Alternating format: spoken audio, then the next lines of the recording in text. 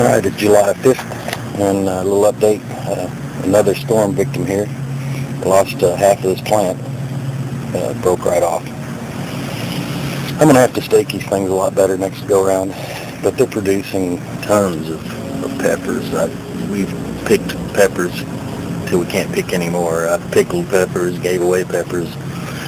Needless to say, I've got 2-gallon containers of just pickled peppers right now. The bell peppers are doing really good. As you can see, here's some nice big ones. I'm just waiting for them to turn a little red. And we've had several bell peppers. We had stuffed peppers, and man, those were so good. What a difference it makes between that and store-bought. These are the pickling cucumbers. Again, we've picked cucumbers till the cows come home. That one's stuck in the fence. These are the pickling kind, and they're ready.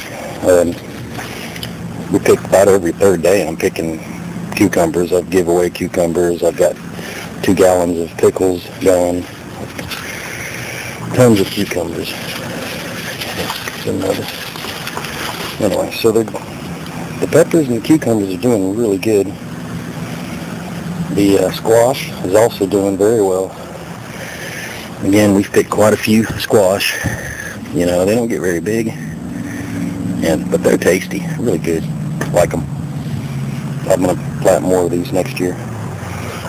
Tomatoes, I completely lost my early girl. I don't know what happened to it. Something got into it and just killed it. Just within a few days it was gone. So I pulled it. I've got an open space there. I'm going to plant another tomato for the fall season. This is the Celebrity. We've picked 3 or 4 Celebrities, and then these Bandywines. They're growing profusely, much better than I anticipated. And I've picked about 4 of them off of there, and they're really good. Very sweet. Actually, very good tomato, and a little sweeter than the Celebrities even. And they get big. They're at least a pound each, and I've been enjoying them. Makes a great sandwich. I harvested some compost, about 50 gallons, and which is about half the pile that's out there. Here's one of the 25-gallon bins. And it's just right. It's not too fine, just right. I learned a lesson last year. I sifted it and worried too much about it, which is just made it too fine. It needs to be somewhat coarse, And this is no soil, no dirt, no nothing, just decomposed matter. Like I said, that's just 125-gallon. So I've got a good batch of that for later. And I got some worm castings out of my worm bin. I got about 2 gallons worth, and I've already used a lot of it. Let's see if I can. Stuff's like coffee grinds. And man, talk about plant power. That's some of the best fertilizer in the world. And I've put it around some of the plants out here. So the worms are doing good for me. I've only had the bin about 2 months. I just didn't realize how much was in there already. From what I understood, it usually takes 6 months before it really gets going good. I started digging around in it, and there was nothing but worm castings. So I had to get them out of there. They were actually starting to die because they ate up all their bedding and everything. So I'm glad I noticed that today and took care of that and sifted that stuff out a little bit, or sifted through it. Here's a shot in the refrigerator of some of the pickles and stuff that we've been doing. There you go, shot inside my refrigerator. And then some stuff I picked just over yesterday, and then some of these were from the plant that got broken.